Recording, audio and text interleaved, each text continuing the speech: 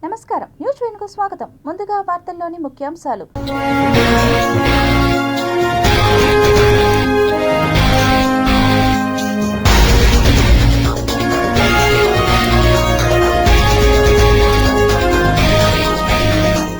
అంతరిక్షంలో రిపేర్లకు రెడీ అవుతున్న ఆస్ట్రోనాట్లు, సాహసానికి NASA ready. Arunachal ప్రదేశ్లో చైనా చొరబాటు, భారత భూభాగంలోనే చైనా రోడ్డు, సరిహద్దుల్లో టెన్షన్. ఆర్టీజీఎస్ పై సీఎం చంద్రబాబు స్పెషల్ ఫోకస్, అధికారులకు కీలక సూచనలు. శ్రీవారి ఖజానాకు కొత్త రక్షణ, అకౌంటింగ్ మాన్యువల్స్ రూపొందించే ప్రాజెక్టును చేపట్టిన ఐసీఏఐ. పద్మ సరోవరంలో ఆహ్లాదకరంగా శ్రీ పద్మావతి అమ్మవారి తెప్పోత్సవాలు, భక్తి శ్రద్ధలతో తరించిన భక్తులు. ప్రజా సమస్యల పరిష్కార వేదికకు వెల్లువెత్తిన వినతులు, తక్షణ పరిష్కారానికి ఆదేశాలు.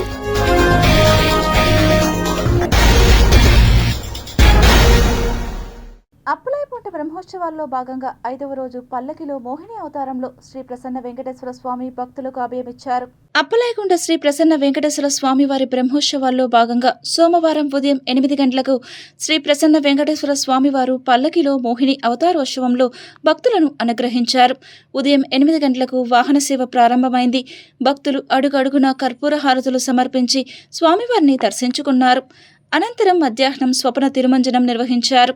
శ్రీ వెంకటేశ్వర యూనివర్సిటీలోని ఉర్దూ డిపార్ట్మెంట్ను బలోపేతం చేయాల్సిన బాధ్యత ప్రతి ఒక్కరిపై ఉందని ప్రభుత్వ కాజీ సయ్యద్ షఫీ అహ్మద్ ఖాదరి అన్నారు.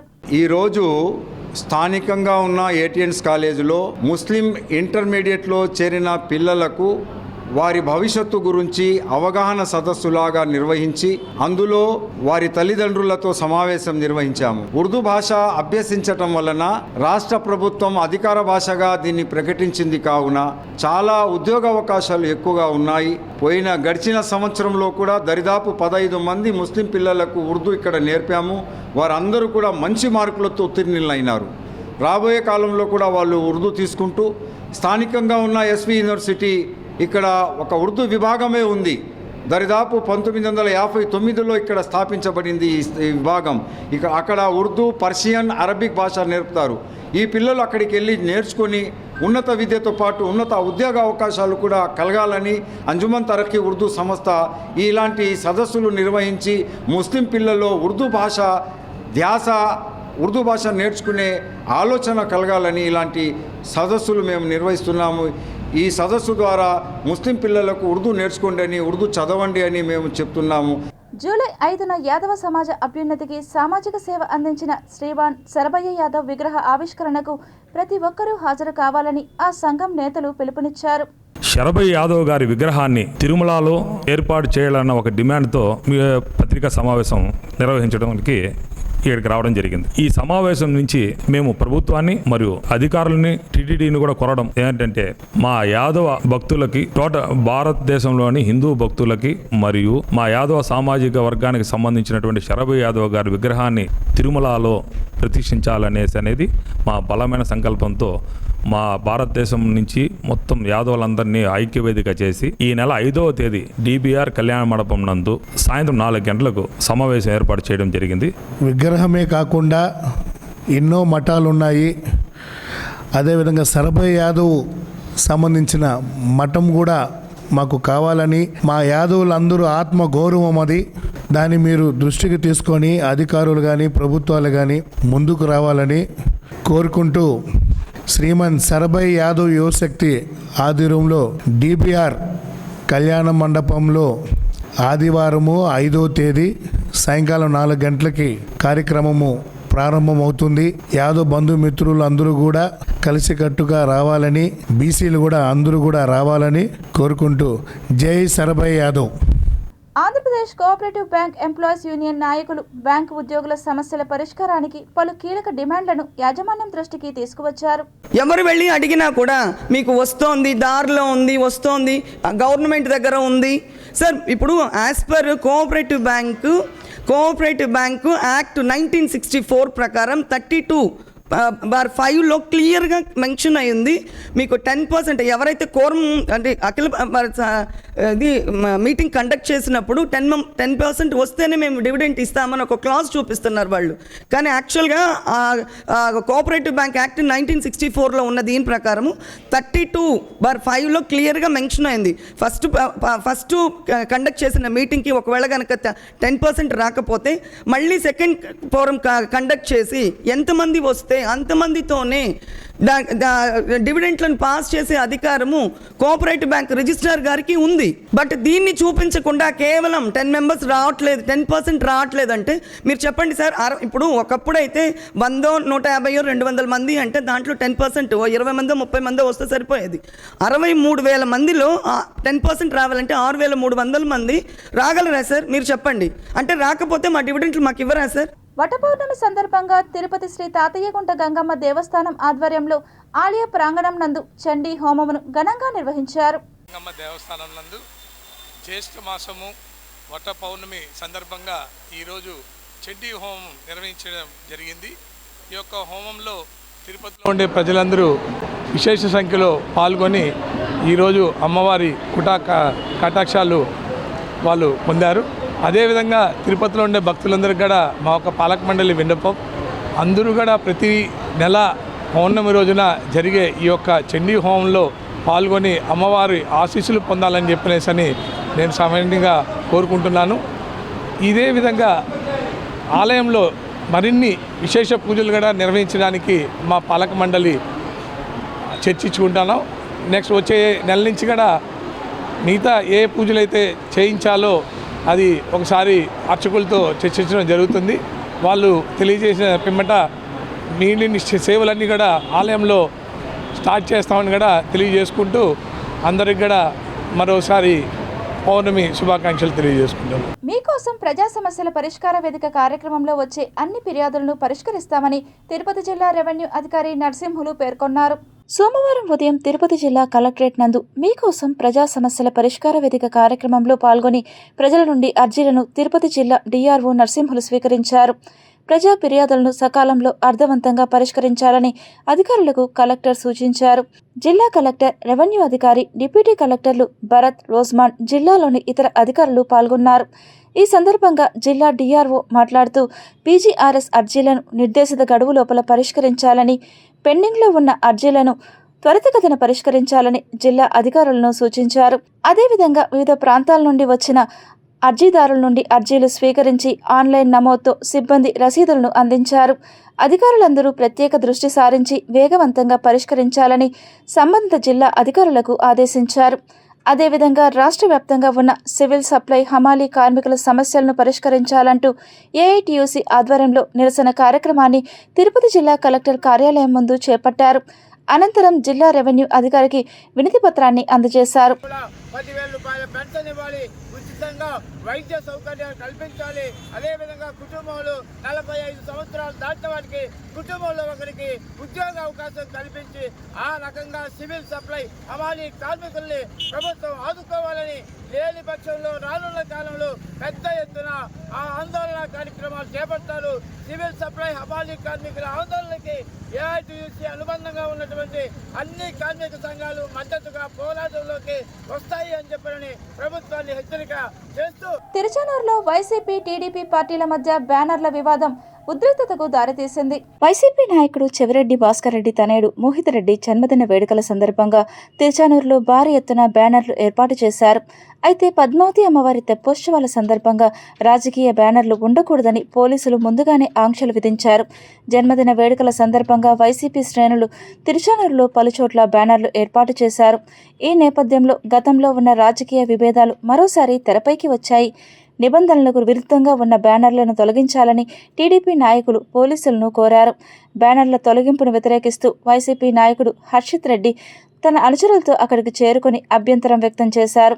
ఈ సందర్భంగా వైసీపీ కార్యకర్తలు, పోలీసుల మధ్య వాగ్వాదం చోటు చేసుకుంది. పరిస్థితి ఉద్రిక్తంగా మారడంతో పోలీసులు ఇరు వర్గాలను శాంతింపజేసే ప్రయత్నం చేశారు.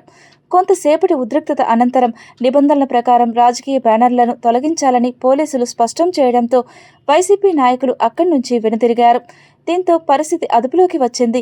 ప్రస్తుతం తిరుచానూరులో ఎలాంటి అవాంఛనీయ ఘటనలు జరగకుండా పోలీసులు బందోబస్తును కొనసాగిస్తున్నారు. ప్రత్యేక ఓటర్ జాబితా సవరణ ఎస్ఐఆర్ పారదర్శకంగా త్వరితగతిన నిర్వహించాలని నగరపాలక సంస్థ కమిషనర్ ఎఫ్ఏసి శారదాదేవి అధికారులను సిబ్బందిని ఆదేశించారు. సోమవారం సాయంత్రం ప్రత్యేక ఓటర్ జాబితా సవరణ, త్రాగునీటి పరీక్షలు, ఎల్ఆర్ఎస్ దరఖాస్తుల పరిష్కారం, డిజిటల్ డోర్ నెంబర్స్, పారిశుద్ధ్యం, సీజనల్ వ్యాధుల పట్ల అప్రమత్తత తదితర అంశాలపై అన్ని విభాగాల అధిపతులు ఆన్లైన్ ద్వారా స్వర్ణ వార్డు కార్యదర్శులతో సమీక్షా సమావేశం నిర్వహించారు. ఈ సందర్భంగా కమిషనర్ మాట్లాడుతూ ప్రత్యేక ఓటర్ జాబితా సవరణ ఎస్ఐఆర్ పారదర్శకంగా నిర్వహించాలని తెలిపారు. బిఎల్ఏలతో సమావేశాలు నిర్వహించాలని తెలిపారు. ప్రతిరోజు త్రాగునీటి పరీక్షలు నిర్వహించి నిర్దిష్ట సమయంలో సరఫరా చేయాలని తెలిపారు.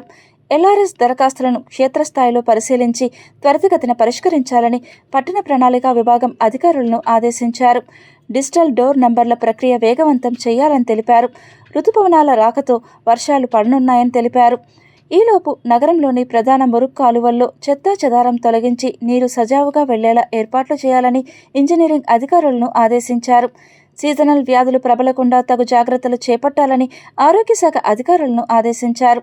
ఈ సమావేశంలో deputy commissioner Amaraiah, superintendent engineer Shyam Sundar, municipal ఇంజనీర్లు Tulasikumar, Gomathi, health officer doctor Yuva Anvesh, revenue అధికారులు సేతు మాధవ్, రవి, ఏసీపీలు మూర్తి, పార్వతీప్రియ, డిఈలు తదితరులు పాల్గొన్నారు. తిరుపతి నగరపాలక సంస్థ కార్యాలయంలో సోమవారం నిర్వహించిన ప్రజా ఫిర్యాదుల పరిష్కార వేదికకు 28 వినతులు అందాయని కమిషనర్ ఎఫ్ఏసి శారదాదేవి తెలిపారు. తిరుపతి నగరపాలక సంస్థ కార్యాలయంలో ఏర్పాటు చేసిన డయల్ యువర్ కమిషనర్ ప్రజా ఫిర్యాదుల పరిష్కార వేదిక కార్యక్రమంలో 22 మంది నేరుగా కార్యాలయానికి వచ్చి 6 ఫోన్ ద్వారా సమస్యలు తెలిపారు. మునిరెడ్డి నగర్లో సేఫ్టీ నెట్ లేకుండా నిర్మాణాలు, నీటి పన్ను ఎక్కువగా వస్తుండడం, శివజ్యోతి నగర్లో రోగ నిరోధకాలు, త్రాగునీరు, మురుగునీరు కలవడం, ఈట్ స్ట్రీట్లో అక్రమ మాంసాహార విక్రయాలు, జిఎస్కే టవర్స్ పార్కింగ్లో అక్రమ గదులు, is Mahal TUDA apartment common ఏరియాలో గుడి నిర్మాణం ఆపాలని ఫిర్యాదులు వచ్చాయని అన్నారు. ప్రజల సమస్యలు తక్షణమే పరిష్కరించేందుకు ప్రతి సోమవారం ఈ వేదిక నిర్వహిస్తున్నాం. ఈరోజు 28 వినతులు వచ్చాయి. సంబంధిత అధికారులకు ఎండార్స్ చేసి త్వరితగతిన పరిష్కరించాలని ఆదేశించడం జరిగిందని అన్నారు. వినతులను త్వరితగతిన పరిష్కారం చేయాలని సూచించారు. క్రీడలకు కూటమి ప్రభుత్వం అధిక ప్రాధాన్యత ఇస్తోందని, ఏపీని క్రీడాంధ్రప్రదేశ్గా, తిరుపతిని క్రీడా హబ్గా మార్చే ప్రయత్నం చేస్తున్నామని శాప్ చైర్మన్ రవినాయుడు పేర్కొన్నారు. అంతర్జాతీయ ప్రమాణాలతో నిర్మించిన ఈ అకాడమీ ద్వారా భవిష్యత్తులో ఒలింపిక్ స్థాయి క్రీడాకారులు తయారవుతారని ఆశాభావం వ్యక్తం చేశారు. మేము అనేక సందర్భాల్లో చెప్పాం, తిరుపతిని క్రీడా హబ్గా మారుస్తామని చెప్పి అనేక సందర్భాల్లో చెప్పడం జరిగింది. చెప్పిన మాట ప్రకారం నారా లోకేష్ గారు కూడా ఆ రోజు ప్రతిపక్షంలో ఉన్నప్పుడు ఇదే తిరుపతి వేదికగా హలో లోకేష్ కార్యక్రమంలో తిరుపతిని క్రీడా హబ్గా మారుస్తామని చెప్పి ఆ రోజు ఉన్న క్రీడాకారులకు మాట ఇవ్వడం జరిగింది. ఇచ్చిన మాట ప్రకారం నిధులు ఆర్థికంగా ఇబ్బంది ఉన్నా, రాష్ట్ర ప్రభుత్వం వద్ద నిధులు కొరత ఉన్నా మా సంకల్పం అయితే ఆగడం లేదు. అనుకున్నది అనుకున్నగా చేసుకుంటూ ముందుకెళ్తున్నాం. ఈరోజు కరెక్ట్గా 2 నెలల ముందు మీరు చూసే ఉంటారు, గొలవాని గుంటలో నందమూరి తారక రామారావు గారి స్పోర్ట్స్ పెవిలియన్ ఓపెన్ చేయడం జరిగింది. దాని తర్వాత చంద్రగిరిలో ఇండోర్ స్టేడియంని ఓపెన్ చేయడం జరిగింది. ఈరోజు ఒలింపిక్ స్టాండర్డ్స్తో బాక్సింగ్ రింక్ను తిరుపతిలో క్రీడాకారులకు అందుబాటులోకి తీసుకొని రావడం జరిగింది. ఈ ఒలింపిక్స్ స్థాయికి వెళ్ళాలనేదే మా ఆలోచన. ఇక్కడ యూనివర్సిటీస్ ఉన్నాయి, డిగ్రీ కాలేజీలు ఉన్నాయి. ఇది విద్యా నిలయం తిరుపతి. వేలాది మంది విద్యార్థులు, క్రీడాకారులు బాక్సింగ్లో రాణించాలనే తపన ఉంది. వాళ్ళందరికీ ఇది ఉపయోగపడాలని ఆలోచన చేయడం. దానికి మేము దాతల్ని రిక్వెస్ట్ చేసినప్పుడు junior chambers international Tirupati association వారు ముందుకు రావడం జరిగింది. నిధులుండి చేయడం ఎవరైనా చేయగలుగుతారు. నిధులు లేకపోయినా చేయాలనే తపనతో, చంద్రబాబు నాయుడు గారి స్ఫూర్తితో, పవన్ కళ్యాణ్ గారి స్ఫూర్తితో, లోకేష్ గారి స్ఫూర్తితో మేము పనిచేయడం జరుగుతుంది. ఈరోజు క్రీడా శాఖ సమర్థవంతంగా పనిచేస్తుంది. దానికి నిదర్శనమే ఈరోజు బాక్సింగ్ రింగ్ క్రీడాకారులకు అందుబాటులోకి తీసుకొని రావడం. ఏదేమైనప్పటికీ క్రీడల్ని ప్రోత్సహిస్తున్న మీడియా కుటుంబ సభ్యులందరికీ కూడా హృదయపూర్వకంగా కృతజ్ఞతలు తెలియజేసుకుంటున్నాం. తిరుచానూరు శ్రీ పద్మావతి అమ్మవారి వార్షిక తెప్పోత్సవాలు వైభవంగా ముగిశాయి. తిరుచానూరు శ్రీ పద్మావతి అమ్మవారి తెప్పోత్సవాలు సోమవారంతో వైభవంగా ముగిశాయి. 5 రోజుల పాటు తెప్పోత్సవాలను నిర్వహించారు. చివరి రోజు పద్మ సరోవరంలో శ్రీ పద్మావతి అమ్మవారు తెప్పపై 7 చుట్లు విహరించి భక్తులను అనుగ్రహించారు. ఇందులో భాగంగా ఉదయం సుప్రభాతంతో అమ్మవారిని మేలుకొలిపి సహస్రనామార్చన, నిత్యార్చన నిర్వహించారు. మధ్యాహ్నం 3 గంటల నుండి 4:30 గంటల వరకు స్వామివారికి వేడుకగా అభిషేకం నిర్వహించారు. ఇందులో భాగంగా పాలు, పెరుగు, తేనె, చందనం, సుగంధ ద్రవ్యాలతో విశేషంగా అభిషేకం చేశారు. సాయంత్రం 6:30 గంటలకు ఉత్సవమూర్తులను పద్మ పుష్కరిణి వద్దకు వెంచేపు చేశారు.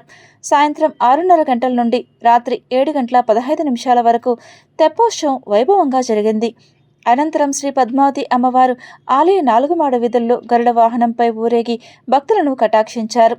ఈ కార్యక్రమంలో ఆలయ deputy EO Harindranath, superintendent Ramesh, temple ఇన్స్పెక్టర్లు లక్ష్మీకాంత్, చలపతి, ఇతర అధికారులు, ఆలయ అర్చకులు, శ్రీవారి సేవకులు, విశేష సంఖ్యలో భక్తులు పాల్గొన్నారు. గిరిజనులు విద్యావంతులైతేనే అన్ని విధాల అభివృద్ధి చెందాలని సంకల్పంతోనే ఆశా స్వచ్ఛంద సేవా సంస్థ గత 35 సంవత్సరాలుగా విద్యా సామాగ్రిని అందజేస్తుందని ఆ సంస్థ అధ్యక్షులు జూనియర్ రాజు అన్నారు. రేణిగుంట మండలంలోని వెద్దల చెరువు ప్రభుత్వ పాఠశాలలో విద్యార్థులకు ఉచిత విద్యా సామాగ్రిని పంపిణీ చేశారు. ఈ సందర్భంగా విద్యార్థులకు అవసరమైన నోట్ బుక్స్, పెన్సిళ్లు, పలకలు, బలపాలను ఉచితంగా పంపిణీ చేశారు. ఈ కార్యక్రమంలో పాఠశాల ప్రధానోపాధ్యాయులు చంద్రవర్ధిని, విద్యా కమిటీ చైర్మన్ అపర్ణ, ఉపాధ్యాయులు చంద్రశేఖర్ నాయుడు, రాజశేఖర్ నాయుడు, అంగన్వాడీ టీచర్ గంగాదేవి తదితరులు పాల్గొన్నారు. ఈరోజు రేణిగుంట మండలం వెద్దల చెరువు ఎస్టీ కాలనీ నందు ప్రాథమిక పాఠశాలలో దాదాపు 60 మంది విద్యార్థులకు ఆశా స్వచ్ఛంద సేవా సంస్థ ఆధ్వర్యంలో వాళ్లకు హోంవర్క్ రాసుకునే దానికోసము నోట్ పుస్తకాలు, పెన్ను, పెన్సిలు, పలకాలు ఇవ్వడం జరిగింది. ఈ గ్రామంలో ఆశా స్వచ్ఛంద ద్వారా దాదాపు 30 సంవత్సరాలుగా వీళ్ళ అభివృద్ధి కోసం ఎస్టీ వాళ్ళు పైకి రావాలన్న సంకల్పంతో ఇక్కడ చదువు కోసం అనేకమైనటువంటి కార్యక్రమాలు చేయడం జరిగింది. ఇక్కడ పలకా పుస్తకాలు ఇవ్వడమే కాకుండా ఈవినింగ్ స్టడీ సెంటర్ కూడా ఏర్పాటు చేసి వీళ్ళ అభివృద్ధి కోసం ఎంతో పాటుపడడం. అలాగనే ఈ ఏడు ప్రభుత్వపరంగా ఎన్నో పథకాలు వాళ్ళకి ఇస్తున్నప్పటికీ భోజనం కానీ, బట్టలు కానీ, పుస్తకాలు కానీ అన్నీ షూ కానీ అన్నీ ఇస్తున్నారు. మా వంతుగా ఈ యొక్క ఆశా స్వచ్ఛంద సేవా సంస్థ ద్వారా వాళ్ళు సాయంత్రం పూట హోంవర్క్ రాసుకునే కోసం మా వంతుగా వెలికిచ్చాం. వీళ్ళు ట్రైబల్స్, యానాది వాళ్ళు అయినా కానీ వీళ్ళు బాగా చదువుకొని అభివృద్ధి చెందాలన్న సంకల్పంతో మా యొక్క సంస్థ పనిచేస్తుంది. ఈ యొక్క ఎస్టీ కాలనీలే కాకుండా అనేక ఎస్టీ కాలనీలో వీళ్ళు పైకి రావాలి, చదువుకోవాలి అనే ఉద్దేశంతో మా ఆశా సంస్థతో అనేకమంటే సేవా కార్యక్రమాలు నిర్వహిస్తున్నాము. రైల్వే ఉద్యోగి కిల్లి రవి ఆత్మహత్య చేసుకున్న తర్వాత లభ్యమైన సూసైడ్ నోటు, పోస్ట్ మార్టం నివేదిక, సాక్షుల వాంగ్మూలాలను ఆధారంగా నిందితురాలుగా అభియోగం ఎదుర్కొంటున్న ఉషారాణిని పోలీసులు అరెస్టు చేశారు. నమస్తే అండి. 23వ తేదీ ఈ నెల 23/6/2026 తేదీ కిల్లి రవి అనే అతను రైల్వే రేణిగుంట సిఆర్ఎస్లో పనిచేస్తాడు. అతను వచ్చేసి సూసైడ్ చేసుకునే సమాచారంతో మేము సంఘటన స్థలానికి వెళ్ళడం జరిగింది. ఆ సంఘటన స్థలంలో వచ్చేసి అతను తాడుకు హ్యాంగింగ్ చేసుకొని చనిపోవడం జరిగింది. తర్వాత అక్కడే ఇన్వెస్ట్ నిర్వహించి పిఎం చేయడం జరిగింది. అక్కడ మేము సేకరించిన అతని సూసైడ్ నోట్ ప్రకారము, అలాగే మేము జరిపిన విచారణ ప్రకారము ఉషారాణి అనే ఆవిడ ప్రోద్బలంతో అతన్ని సూసైడ్ చేసుకున్నట్టు మాకు తెలిసింది. దాంతో ఈరోజు 29వ తేదీ ఉదయం కరకంబాడి వద్ద ఉషారాణిని మేము అదుపులో తీసుకోవడం జరిగింది. ఈరోజు గౌరవనీయులైన మేజిస్ట్రేట్ గారి యొక్క ఉషారాణిని హాజరుపరచడం జరిగింది. తదుపరి విచారణ జరుగుతుంది. ఏదైనా వివరాలు విచారణలో వెల్లడిస్తానని చెప్పుకుంటున్నాను. తిరుపతి జిల్లా రేణిగుంట రైల్వే స్టేషన్లో గుర్తు తెలియని వ్యక్తి మృతి కలకలం రేపింది.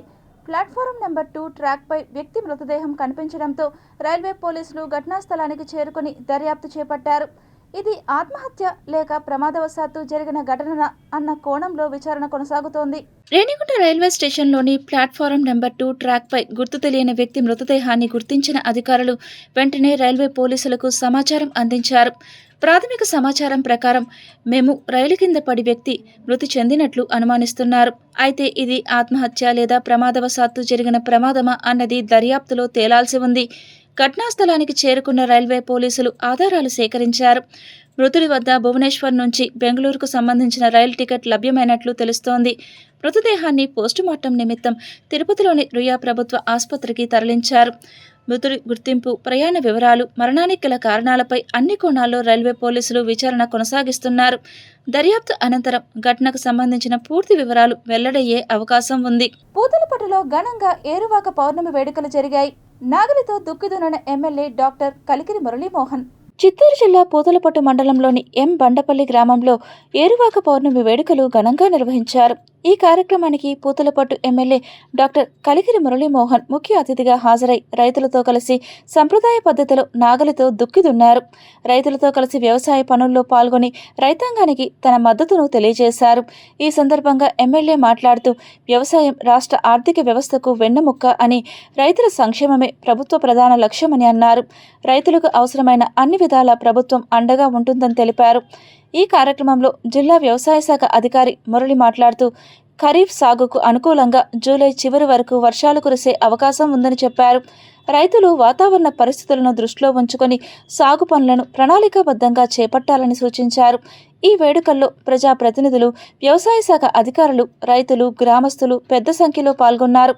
రైతు సంస్కృతి సాంప్రదాయాలను ప్రతిబింబించేలా ఏరువాక పౌర్ణమి వేడుకలు ఉత్సాహంగా సాగాయి. రాష్ట్ర ప్రభుత్వం రైతు జీవితాల్లో వెలుగులు నింపడం కోసం, రైతుల యొక్క కష్టాలను తీర్చడం కోసం అనేక రకాలైనటువంటి కార్యక్రమాలు చేపట్టి ధరల స్థిరీకరణ నిధినిచ్చి మద్దతు ధరల లేనప్పుడు వారిని కాపాడమే మాత్రమే కాకుండా సాంకేతికపరమైనటువంటి మార్పుల్ని రైతాంగాన్ని తెలియజెప్పడం, అదను చూసుకొని ఏ పంటలు వేయాలన్నటువంటి విషయాల మీద రబీ సందర్భంలో కానీ, ఖరీఫ్ సందర్భంలో కానీ, అలాగే రేపు ఎల్నినో అన్నటువంటి ఒక తుఫాను ప్రభావం ఉండే అవకాశం ఉందన్నటువంటి అంచనాల మేరకు ఏ సమయంలో మనం ఖరీఫ్ పంటలు వేసుకోవాలి అన్నటువంటి ఆలోచనతో ప్రభుత్వం అనేక రకాలైన విస్తరణ కార్యక్రమాలు చేపట్టింది. టీటీడీ అభ్యర్థనతో సరికొత్త అకౌంటింగ్ మాన్యువల్స్ రూపొందించే ప్రాజెక్టును చేపట్టినట్లు ఐసీఏఐ ప్రకటించింది. తిరుమల తిరుపతి దేవస్థానం ఆర్థిక వ్యవస్థను మరింత పటిష్టంగా తీర్చిదిద్దేందుకు Institute of Chartered Accountants of India ముందుకొచ్చింది. టీటీడీ అభ్యర్థనతో సరికొత్త అకౌంటింగ్ మాన్యువల్స్ రూపొందించే ప్రాజెక్టును చేపట్టినట్లు ఐసీఏఐ ప్రకటించింది. ఇప్పటికే ప్రాథమిక అధ్యయనం ప్రారంభించినట్లు ఐసీఏఐ అధ్యక్షుడు ప్రసన్న కుమార్ తెలిపారు. టీటీడీ ఆదాయం, చెల్లింపులు, ఆస్తులు, అప్పులు, ఖాతాల నిర్వహణతో పాటు ప్రతి ఆర్థిక అంశాన్ని సమగ్రంగా పరిశీలించనున్నారు. ప్రస్తుతం టీటీడీ అమలు చేస్తున్న అకౌంటింగ్ మాన్యువల్ దాదాపు 3 దశాబ్దాల క్రితం రూపొందించినది. మారుతున్న టెక్నాలజీ, పెరుగుతున్న లావాదేవీలు, ఆధునిక ఆర్థిక ప్రమాణాలను దృష్టిలో ఉంచుకొని కొత్త విధానాలు అవసరమనే చర్చ జరుగుతోంది. దేవాలయాల నిర్వహణలో బలమైన రిస్క్ మేనేజ్మెంట్, సమర్థవంతమైన ఇంటర్నల్ ఆడిట్ వ్యవస్థలు అత్యంత కీలకం అనే చర్చ చాలా రోజులుగా జరుగుతోంది. చిన్నపాటి తప్పు కూడా నిధులు పక్కదారి పట్టే ప్రమాదానికి దారితీసే అవకాశం ఉంది. అందుకే ఈ మార్పులకు టీటీడీ రెడీ అయింది. అయోధ్య రామాలయంలో ఆర్థిక అవకతవకలు జరిగినట్టు ప్రచారం జరుగుతున్న ఈ సమయంలో టీటీడీ ఈ నిర్ణయం తీసుకోవడం ఇప్పుడు చర్చనీయాంశమైంది. టీటీడీ కోసం సిద్ధం చేస్తున్న అకౌంటింగ్ మాన్యువల్ భవిష్యత్తులో ఇలాంటి ఆర్థిక లోపాలను నివారించడంలో కీలక పాత్ర పోషించనుంది. గతంలో ఇండియన్ రైల్వేస్, ఇండియా పోస్ట్ వంటి ప్రభుత్వ సంస్థలకు కూడా ఇలాంటి ప్రాజెక్టులను విజయవంతంగా అమలు చేసింది ఐసీఏఐ. సో ఇప్పుడు టీటీడీ కోసం రూపొందించే ఈ డిజైన్ ఒక రోల్ మోడల్ కానుంది.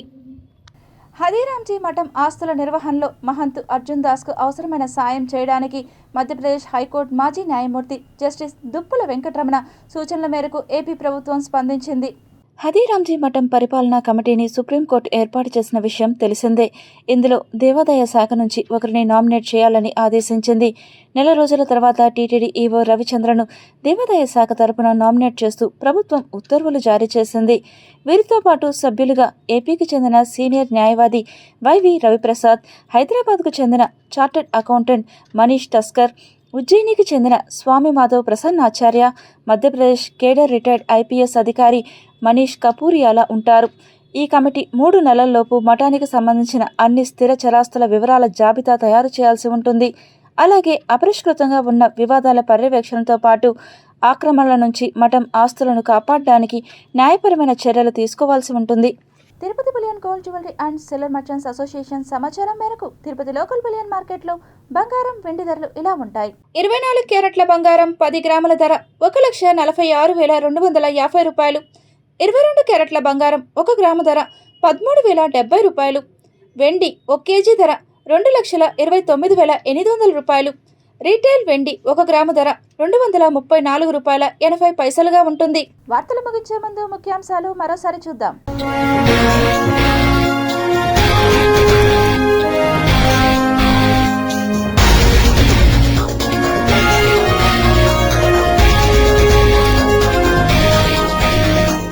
అంతరిక్షంలో రిపేర్లకు రెడీ అవుతున్న ఆస్ట్రోనాట్లు.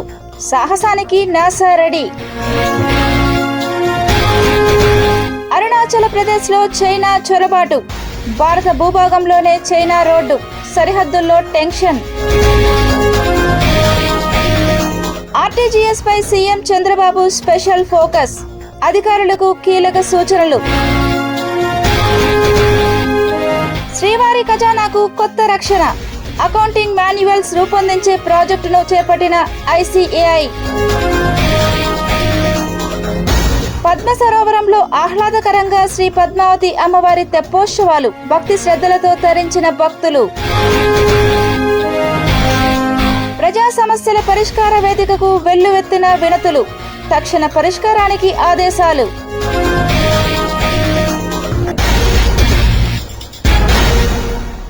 ఈ వార్తలు ఇంతటితో సమాప్తం. సమగ్ర సమాచారంతో విశేషాలు మళ్ళీ కలుద్దాం. అంతవరకు సెలవు. నమస్కారం.